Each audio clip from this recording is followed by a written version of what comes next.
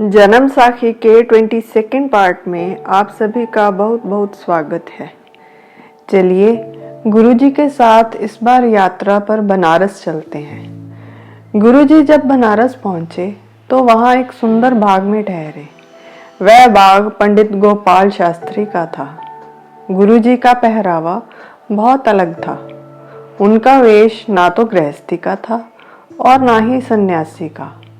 वह बाग में बैठकर कीर्तन करने लगे, जिससे प्रभावित होकर पंडित गोपाल शास्त्री उनके पास आए और गुरुजी का वेश देखकर चकित रह गए। उन्होंने गुरुजी से पूछा, आप किस धर्म को मानते हो? आप ना कोई शालिग्राम रखते हो, ना ही तुलसी की माला। आपने खुद को किस भक्ति से जोड़ा है? गुरुजी ने भाई मर्दाना को रबाब बजाने के लिए कहा और राग बसंत में एक शब्द पड़ा। इस वाणी का शाब्दिक अर्थ इस प्रकार है, शालिग्राम को पूजना और तुलसी का माला धारण करना यह बंजर भूमि को सींचने के समान है या कच्ची दीवार पर चूना लगाने के समान है। सच्चा शालिग्राम तो प्रभु है और नेक कर्म तुलसी की माला।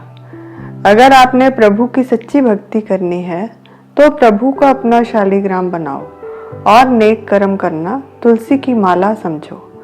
मैंने यही धारण किए हैं। यदि आप सचमुच अपना जन्म सफल करना चाहते हो, मुक्ति प्राप्त करना चाहते हो, तो लोक सेवा को कुआं बनाकर मन की एकाग्रता से इसमें से पानी निकालो और देह रूपी धरती को सींचो। अर्थात पहले प्रभु से और उसकी बनाई मानवता से सच्चा प्रेम करो। यह भाव रखने से अच्छे गुण आएंगे, जिससे बगले भी हंस बन सकते हैं। फिर एकाग्रचित होकर अंतर में प्रभु को पाओ। बाहरी पूजा तो केवल प्रभु से प्रेम पैदा करने के लिए है। पंडित गोपाल शास्त्री यह उत्तर सुनकर गुरुजी के चरणों में नतमस्तक हो गए और कहा, अब मुझे समझ आ गई कि आप किसी धर्म से संबंध नहीं रखते, बल्कि आप स्वयं प्रभु का रूप हो। आप यहीं रुककर सारे नगर में नाम का या धर्म का प्रचार करें। गुरु नानक देव जी वहां रोज कीर्तन करने लगे। उनकी शिक्षाएं सभी को आकर्षित करती थी। इन शिक्षाओं के प्रभाव से पूरी नगरी में उनकी जय जयकार होने लगी। गुरु जी की ख्याति वहां बसे एक विद्वान पंडित चतुरदास के कानों में पड़ी, जो कई विद्याएं जानता था और कई विद्वानों को शास्त्रार्थ में पराजित कर चुका था।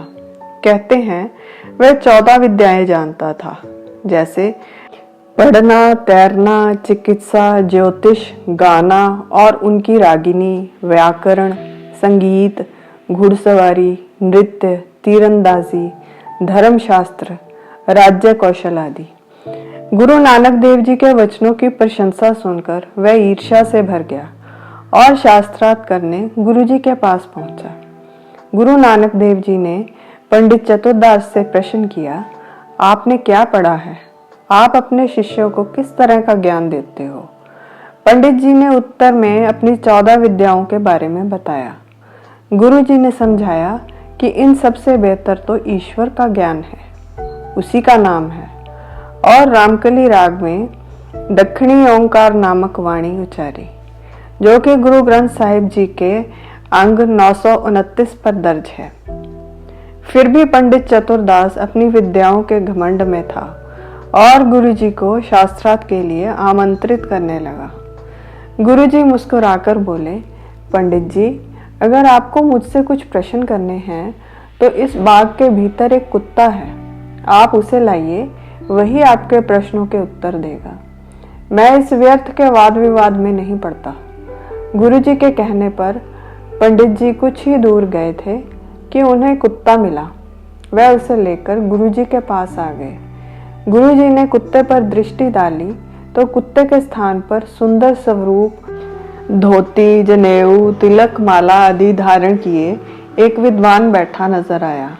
उसने बताया कि मैं भी एक समय विद्वान था, लेकिन मेरे भीतर ईर्ष्या व अहंकार भरा हुआ था।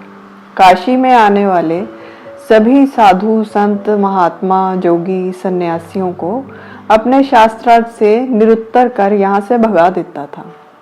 एक बार एक महापुरुष से काफी देर तक वाद विवाद करता रहा। उन्होंने मेरी हठधर्मिता पर मुझे श्राप दे दिया।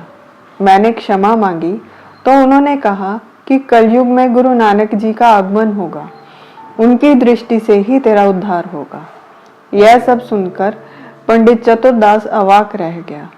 अब बोलने को कोई शब्द बाकी न रहा। तो गुरु नानक देव जी ने उपदेश दिया कि बाहरी पूजा से मोक्ष की प्राप्ति नहीं होती। मोक्ष तभी मिलेगा जब निश्चय के साथ परम पिता का स्मरण प्रेम सहित मन से किया जाए।